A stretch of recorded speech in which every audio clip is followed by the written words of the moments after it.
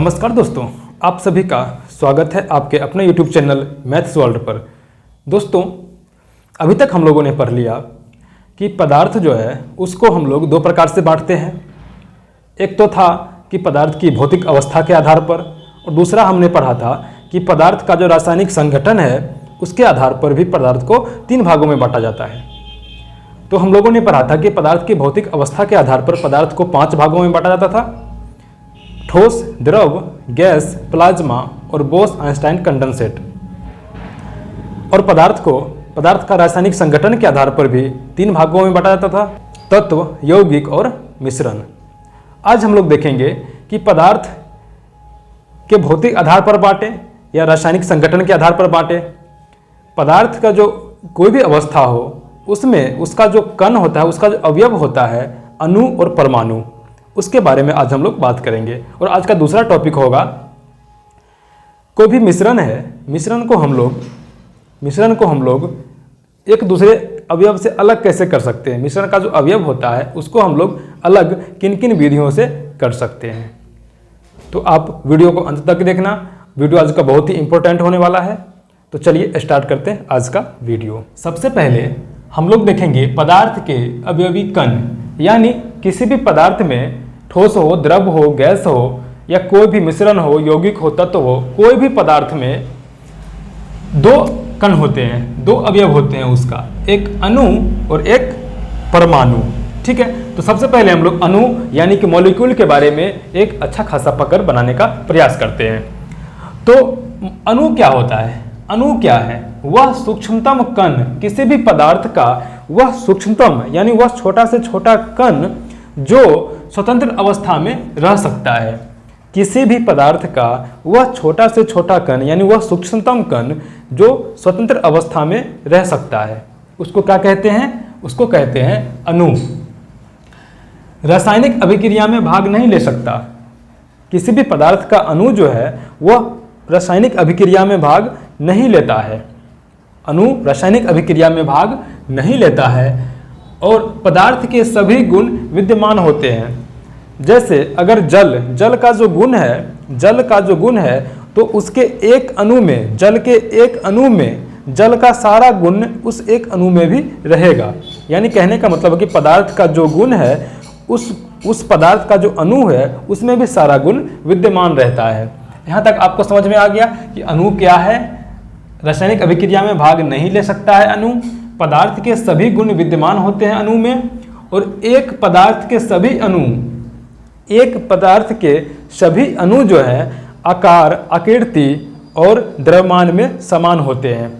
जैसे आपका अगर ऑक्सीजन है, ऑक्सीजन का जो मान लेते हैं आपका ऑक्सीजन गैस है, ऑक्सीजन गैस किसी सिलेंडर में भरा हुआ है, तो उसमें ऑक्सीजन का एक अणु होगा, ऑक्सीजन का बहुत सारा अणु होगा उसमें। अगर कोई सिलेंडर है इसमें ऑक्सीजन गैस भरा हुआ है तो ऑक्सीजन का इसमें बहुत सारा अणु होगा, करोड़ों अरबों खरबों संख्या में अणु होगा।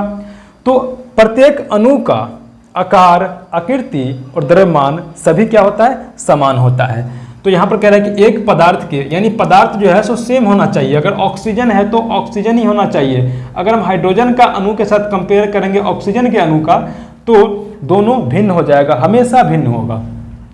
एक पदार्थ के सभी अणु आकार, द्रव्यमान, आकृति में समान होते हैं तथा 2 पदार्थ के अणु भिन्न होते हैं। ऐसा समझ में कि एक पदार्थ यानी समान पदार्थ का जो अणु होगा उसका आकार, आकृति, द्रव्यमान सब क्या होगा? समान होगा। लेकिन अगर वही 2 तत्व हो जाए या 2 यौगिक हो जाए, उसका जो अणु होगा वो दोनों हमेशा क्या होगा? भिन्न होगा। आगे बढ़ते हैं हम। जल के सभी अणु H2O, जैसे जल उसका एक अणु H2O है, जल का जो एक अणु है वह H2O है, H2O सदृश होते हैं। यानी जल के सभी अणु क्या होते हैं? सदृश होते हैं, यानी एक समान होते हैं। सभी का द्रव्यमान 18 ही होता है। जल का जो एक अणु उसका द्रव्यमान संख्या 18 होगा। क्यों 18 होगा?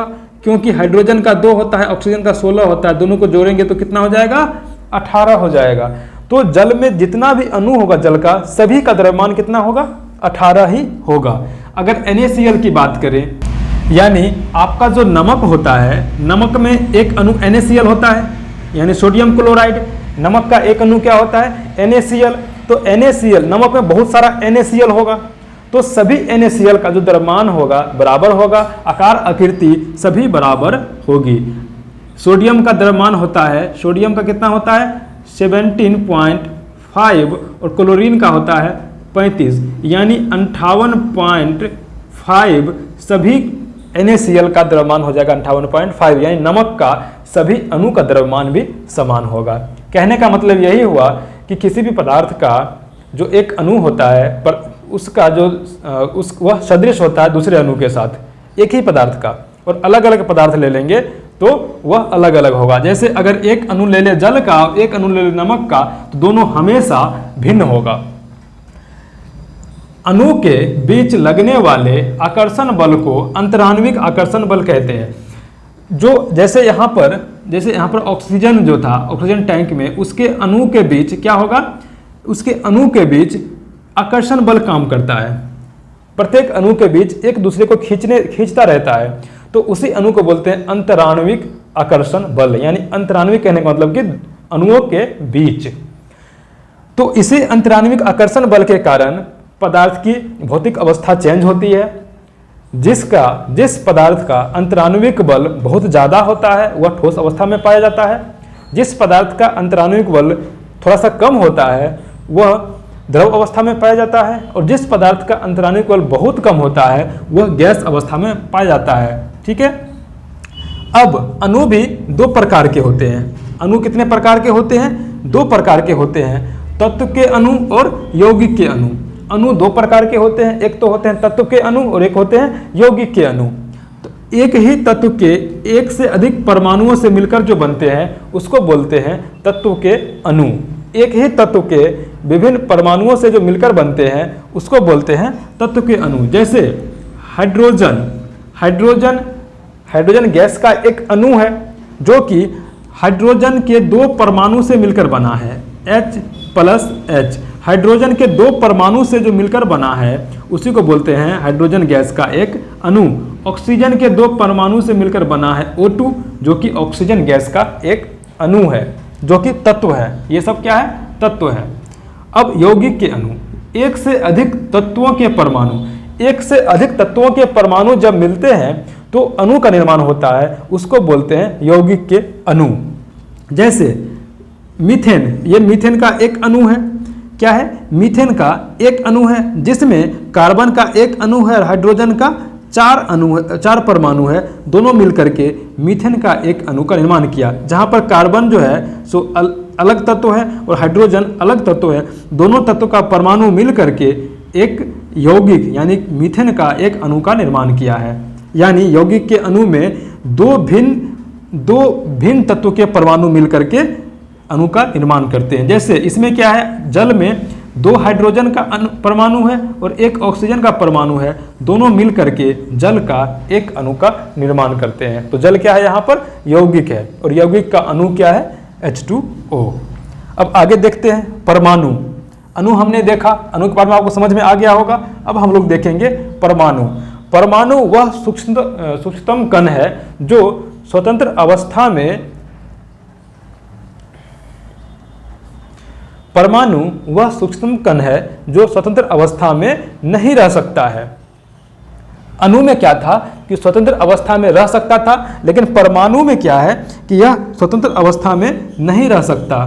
किसी भी पदार्थ का वह छोटा से छोटा कण जो स्वतंत्र अवस्था में नहीं रह सकता उसको कहते हैं परमाणु। आपने कहीं पर O नहीं देखा होगा, हमेशा आपने देखा होगा O2।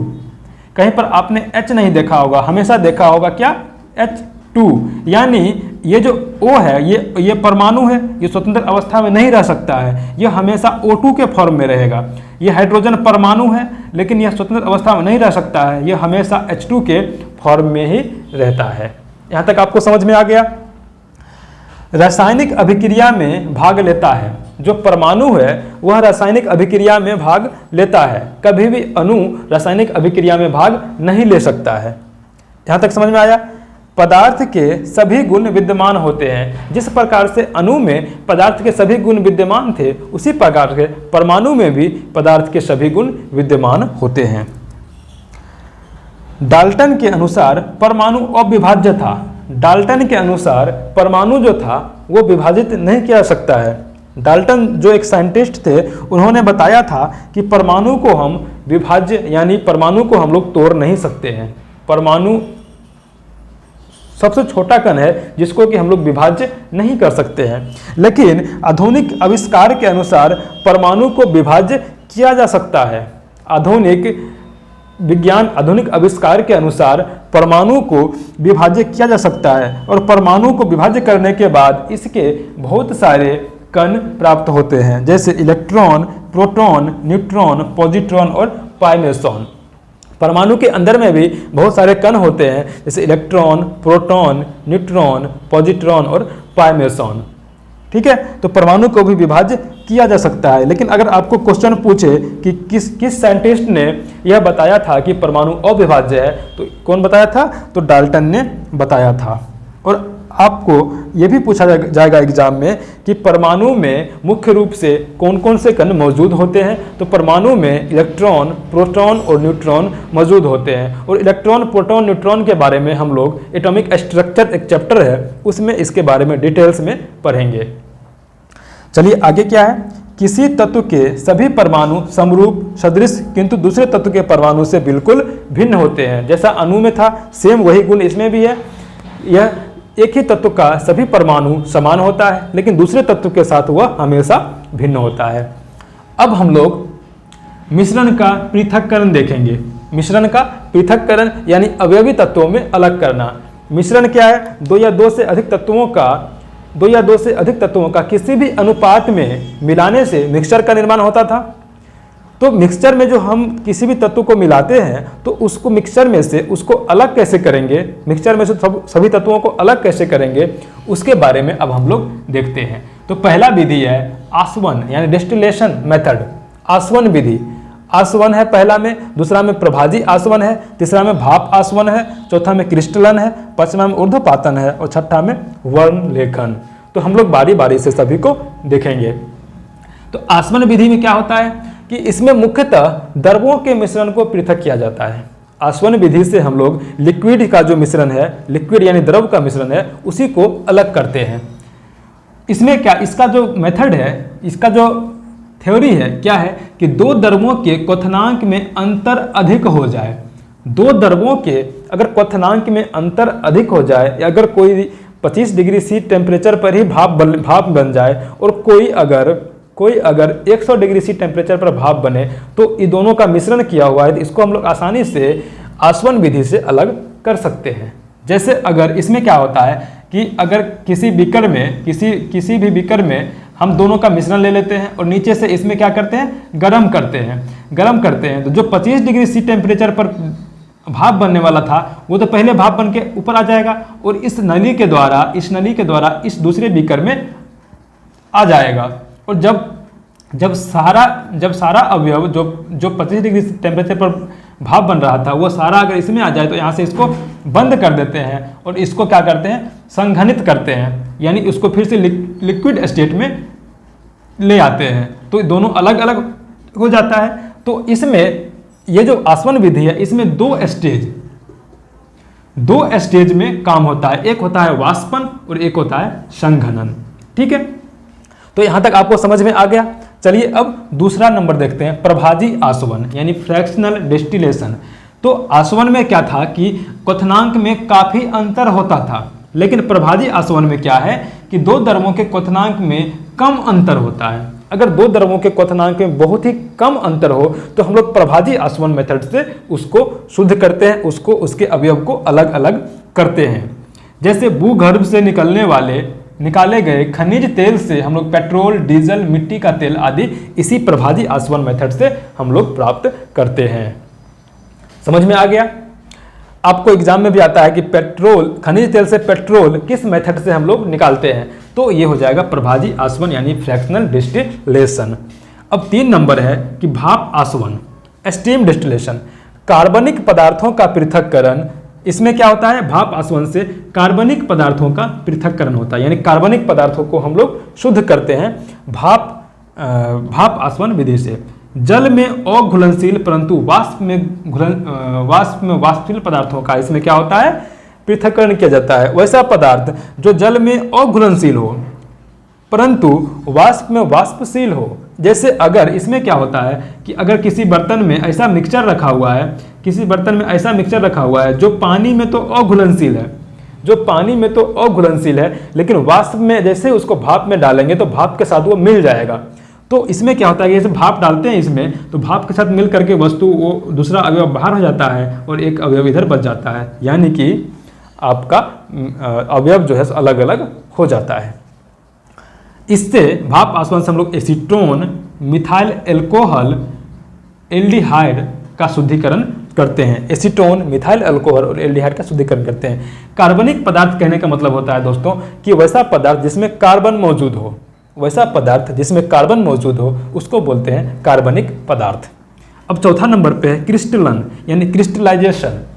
इसमें अकार्बनिक ठोसों का शुद्धिकरण किया जाता है। अकार्बनिक ठोस का इसमें क्या होता है, क्रिस्टलन में अकार्बनिक ठोस का इसमें शुद्धिकरण किया जाता है। इससे ज़्यादा क्वेश्चन नहीं आते हैं, आपको बस इतना ध्यान रखना है कि अकार्बनिक ठोस का शुद्धिकरण किस मेथड से किया जाता है, क्रिस्टलन मेथड से।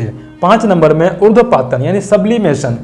तो सब्लिमेशन क्या होता है, ये कि जनरली किसी भी ठोस को अगर हम लोग गर्म करते हैं तो सामान्यतः हुआ पहले द्रव में बदलता है, फिर द्रव से गैस में बदल जाता है। अगर हम लोग बर्फ को गर्म करेंगे तो पहले पानी बनेगा, पानी के बाद वो भाप बनेगा। लेकिन सब्लिमेशन यानी ऊर्ध्वपातन में क्या होता है कि वैसा द्रव होता है जिसको गर्म करने पर वो बिना पानी में बदले डायरेक्ट भाप में बदल जाता है। तो इस प्रक्रिया को क्या कहते हैं, ऊर्ध्वपातन।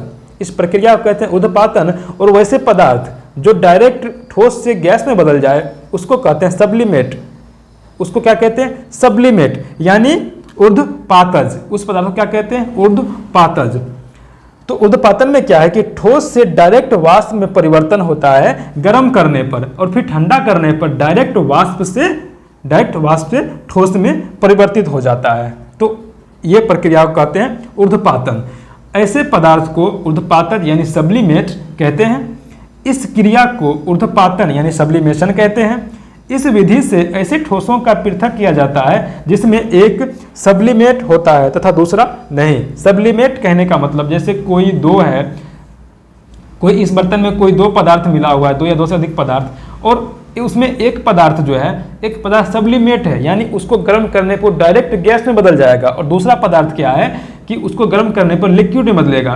तो इसको अगर हम लोग नीचे से गर्म करेंगे तो क्या होगा, अगर हम लोग गर्म करेंगे तो क्या हो जाएगा, जो ऊर्ध्वपातज पदार्थ जो सब्लिमेट है वो भाप बन करके दूसरे बर्तन में पाइप के द्वारा दूसरे बर्तन में चला जाएगा।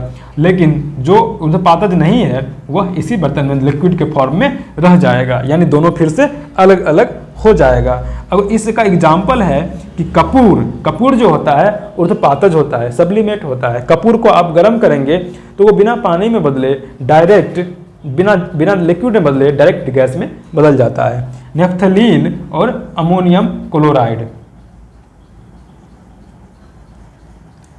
क्लोराइड आदि का शुद्धिकरण इसी विधि से किया जाता है। अब 6ठा नंबर यानी लास्ट है आज का, वर्णलेखन यानी क्रोमेटोग्राफी।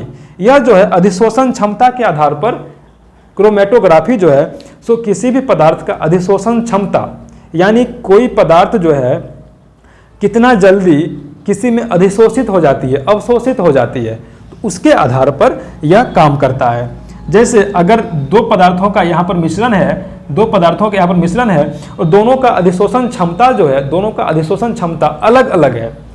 कोई जल्दी अगर ये अधिशोषक पदार्थ इस लिक्विड में इस मिक्सचर में डालते हैं तो ये जो मिक्सचर में 2 अवयव था, दोनों का अधिशोषण क्षमता अलग अलग था, तो कोई पदार्थ जो एक अवयव जो है जल्दी इसमें अवशोषित हो जाएगा और एक अवयव जो है सो जल्दी अवशोषित नहीं होगा। तो जो अवयव जल्दी अवशोषित हो जाएगा उसको अवशोषण कर करके इस पदार्थ को इस अधिशोषक पदार्थ को हम लोग बाहर निकाल लेते हैं, जिसके साथ जो अशुद्धि जो जल्दी अधिशोषक हो जाता था वो बाहर आ जाता है और शुद्ध पदार्थ इसमें बच जाता है। तो उम्मीद करता हूँ दोस्तों आज आपको सारा टॉपिक समझ में आ गया होगा, और अगर वीडियो आज का समझ में आया है आपको तो चैनल को जरूर लाइक कीजिए, सब्सक्राइब कीजिए और हमें ज़रूर सपोर्ट कीजिए। और दोस्तों अगर आप हमारे चैनल पर नए हैं तो चैनल जरूर सब्सक्राइब कर लीजिए। तो फिर मिलते हैं नेक्स्ट वीडियो में नए टॉपिक के साथ। तब तक के लिए व्यस्त रहिए, स्वस्थ रहिए, मस्त रहिए। जय हिंद, जय भारत।